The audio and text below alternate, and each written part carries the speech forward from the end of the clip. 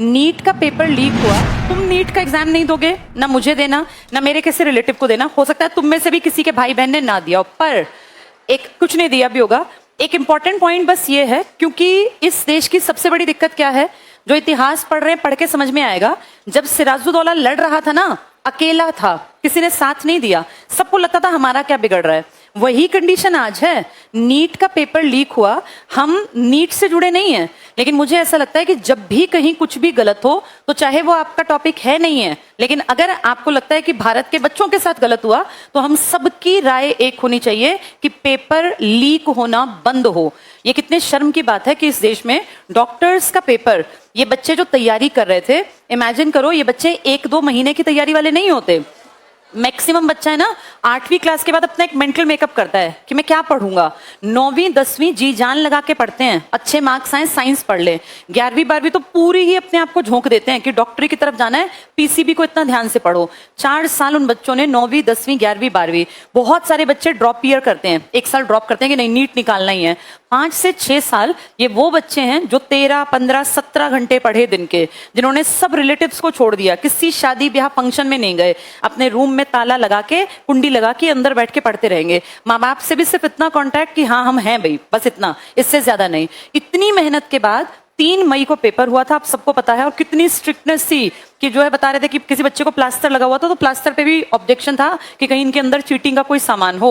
कुछ गले में नहीं पहनना, पैर में नहीं पहनना, कोई कड़ा नहीं, कोई कंगन नहीं, नोज पिन तक निकलवा ली। इतने ज्यादा चोंचले किए कि पता नहीं क्या होगा। अच्छी बात थी, हमें कोई दिक्कत नहीं थी, लेकिन अब कल तुम सबने देखा ऑफिशियली नोटिस आ गया कि ये पेपर रद्द हो गया।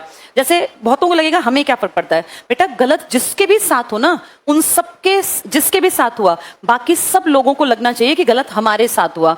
जब यूनिटी में रहेंगे ना, तो जैसे मैंने बीईआईसी का चैप्टर पढ़ाया ना तुम्हें, अगर ऐसे बटे रहेंगे ना, एसएससी वाले सोचे हमें क्या फर्क पड़ता है, नीट का पेपर था, ऐसे ही जब एसएससी का आउट होता है पेपर, तो कितना दुख होता है तैयारी करने वाले को। हम सबको ये सोचना चाहिए कोई भी पेपर बाहर ना पहुंचे। और इस बार तो बहुत चालाकी से बता रहे हैं, गेस्ट पेपर बना के सर्कुलेट कर दिए, जिसमें कि कोई कह भी ना सके कि पेपर एग्जैक्टली। और उस गेस्ट पेपर में से कोई कह रहा है 120 सवाल ऐसे कैसे आ गए, कोई कह रहा है 150 सवाल। जैसे एक क्वेश्चन 2 क्वेश्चन मैच होना नॉर्मल है, आइडिया लग गया हो, लेकिन इतने इतने सवाल, इतने इतने मार्क्स का पेपर लीक होना, ये बड़े लेवल पे धांधलेबाजी है। और इस मामले में सरकार को 100% स्ट्रिक्ट एक्शन लेना चाहिए। सिर्फ ये कह देने से 2 दिन की हवा या 2-4 दिन बस चलेगा मामला, फिर ठंडे बस्ते में। 2015 में कह रहे हैं ऐसा ही पेपर लीक हुआ था, लेकिन तब सिर्फ 6 लाख बच्चे बैठे थे पेपर में, मास पेपर दोबारा कंडक्ट कराया गया। इस बार 2026 में जो बता रहे हैं, तुम सबने सुना होगा, इस बार 22 लाख प्लस बच्चों ने पेपर दिया। एक बच्चा नहीं होता, एक बच्चा एक परिवार होता है। वो पेपर उसके माँ बाप का भी होता है, बस तुम्हें दिखता नहीं है, क्योंकि बेटा उनके मन में भी वही चिंता। वो वहां जिस दिन पेपर होता है बाहर धूप में, अब 2 तारीख को बहुत गर्मी में पेरेंट्स वहीं तो बैठे रहे। वो पेपर भाई बहनों का भी होता है, क्योंकि घर का माहौल वैसा बना के रखना होता है कि ये पेपर पास कर ले जिसका पेपर है। कितनों के बच्चे बाहर जा जाके राजस्थान के कोचिंग सेंटर्स में कई साल से पड़े हुए हैं। कितने ही बच्चे हर साल सुसाइड कर लेते हैं प्रेशर के चलते। सोचो उस प्रेशर को झेल के पेपर देता है बच्चा, हर बच्चा, और फिर जाके पता चले कि पेपर लीक हो गया। पेपर पहले से बहुतों के पास था, जिस बेचारे ने तैयारी की थी और जिसको था कि मेरा 100% आ जाएगा गवर्नमेंट सीट पर। एक बात और बता दूं बेटा, बहुत अमीर लोग हैं ना, ज्यादा पढ़ाई नहीं करते। जो अल्ट्रा रिच होते हैं ना, उनको पढ़ाई से थोड़ा था भाई इतना पढ़ लें बस काम चल जाए, वो बहुत मेहनत क्यों करेंगे।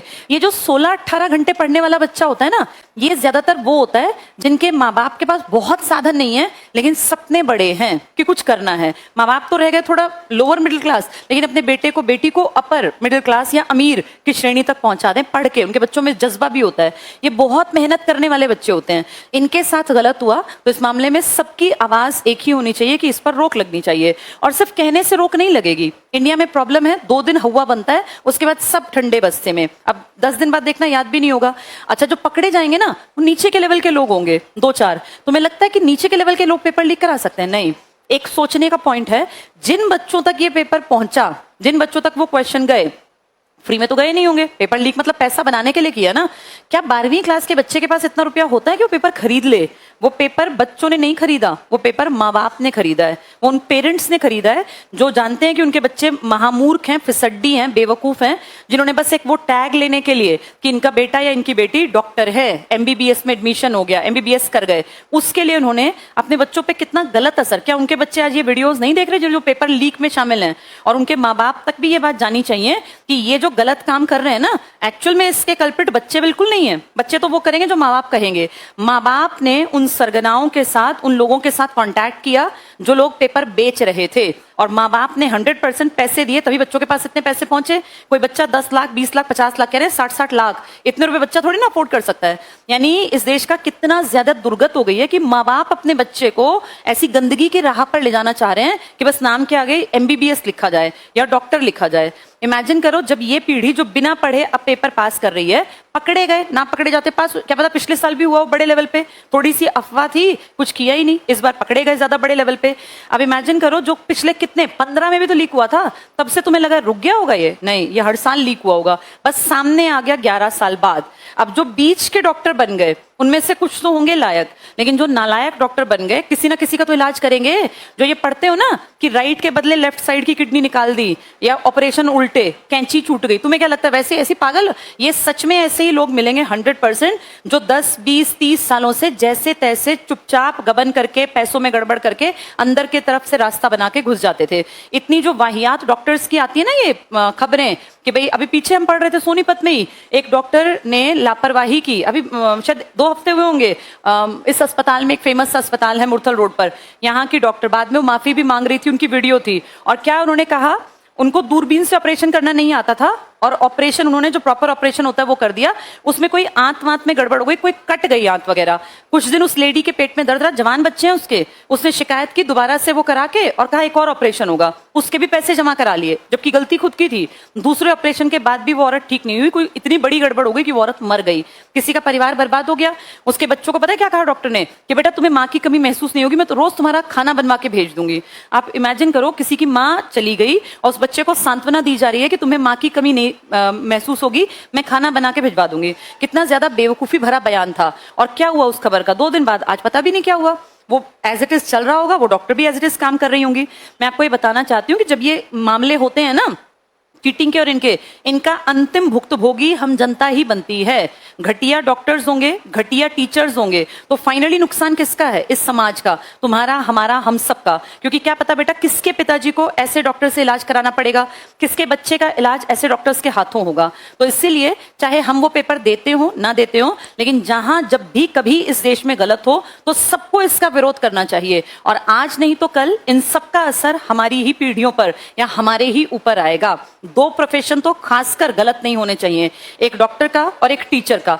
एक प्लम्बर गलत भर्ती हो गया, कोई बात नहीं, लीकेज ही तो होगी पानी की। छुटपुट सा कोई ग्रुप डी चीटिंग से भर्ती हो गया, कोई बात नहीं, झाड़ू ही तो मारना है, या फाइल इधर से उधर चल जाएगा, है गलत, लेकिन फिर भी वो होता है कि चलो पच जाएगी बात। लेकिन अगर डॉक्टर्स गलत भर्ती हो गए तो बेटा फिर तो देश का बिल्कुल ही बेड़ा गर्क है। और टीचर्स घटिया हैं तो आने वाली पीढ़ियां, नस्लें पूरी बर्बाद हैं। जिस टीचर को खुद ही नहीं पता टेम्परेचर वेरिएशन क्यों होता है, इवेपोरेशन, सब्लिमेशन, कंडेंसेशन क्या होते हैं, वो क्या ही बच्चे को पढ़ाएगा। तो इन 2 प्रोफेशंस में अगर चीटिंग चल रही है ना, तो 100% देश अंदर से बिल्कुल खोखला हो गया। इन 2 प्रोफेशंस में गड़बड़ी का मतलब आने वाले 20-30 साल में बिल्कुल सब कुछ खात्मे की तरफ होगा। और हमारे सामने हो रहा है। टीचर्स के पेपर लीक हम पढ़ते हैं, और ये डॉक्टरी का पेपर देखो कितने बड़े लेवल का ये लीक हो गया। कुछ लोग कह रहे हैं इससे बचने के लिए ऑनलाइन पेपर कर दिए जाएं। तुम तो ऑनलाइन वाले हो, तुम्हें लगता है ऑनलाइन में पेपर लीक नहीं होता? ऑनलाइन में तो ऐसा बेड़ा कर गया कि पूरा जहां पेपर है उसका पूरा वो जहां चल रहा है पूरा सेंटर ही वो पहले से ही सारी चीजें गड़बड़। इसका मतलब इसका इलाज ऑनलाइन और ऑफलाइन नहीं है, इसका इलाज है बहुत सख्त कार्यवाही। इतनी सख्त कार्यवाही कि लोग डरने लगे। पीछे हरियाणा सरकार ने एक नियम बनाया था, हरियाणा में पेपर लीक जो करेगा और पकड़ा गया तो उसकी संपत्ति जो है उसको बेच के पैसा वसूलेंगे। तुमने देखा हरियाणा में काफी हद तक लगाम लग गई है, कंपैरेटिवली ठीक है हम, और आज हम प्राउड से कह सकते हैं हरियाणा एक एग्जाम्पल है। पेपर लेट होते हैं मान लिया, पेपर का टाइम टेबल नहीं है, गलती है मान लिया, हम ये नहीं कह रहे परफेक्ट, लेकिन फिर भी बेटा पिछले जितने बच्चे लगे हैं 99% बच्चे फेयर सिलेक्शन से लगे हैं। तो हम एक चीज में तो हम मानते हैं, हरियाणा सरकार से इस चीज का एक एग्जाम्पल सेट करके हरियाणा सरकार ने देश को दे दिया कि पेपर लीक ना हो तो गरीब और जरूरतमंद बच्चा नौकरी तक पहुंच जाता है, चाहे वो MBBS की पढ़ाई करने के लिए हो, चाहे वो SSC का या HSSC का या ग्रुप डी की भर्ती हो। तो इस एक मामले में हम बेहतर हैं, लेकिन अभी हमें भी बहुत काम करना है। हरियाणा सरकार को भी टाइम टेबल सेट करना चाहिए। तुम पढ़ते हो, एक डेट सामने हो तो पढ़ने का ज्यादा मन करता है, एक महीना पता हो किस महीने में पेपर है, टाइम टेबल सेट करना चाहिए और सिलेबस डिफाइन करना चाहिए। बाकी पेपर लीक नहीं होना, आज फील करो हम एक उपलब्धि में बैठे हैं। अगर हमारे राज्य में पेपर लीक नहीं होते, मैं 100% नहीं कहती, फिर भी बहुत हद तक कंट्रोल है अब चीजें, और इसी हिसाब से चला तो एक एग्जाम्पल के रूप में अपने आप इसका नाम लिया जाएगा। पिछले कई भाषणों में देखा था PM यहाँ का जिक्र करते थे, बिना खर्ची बिना पर्ची। तो अब वो पेपर लीक हो रहे हैं ना,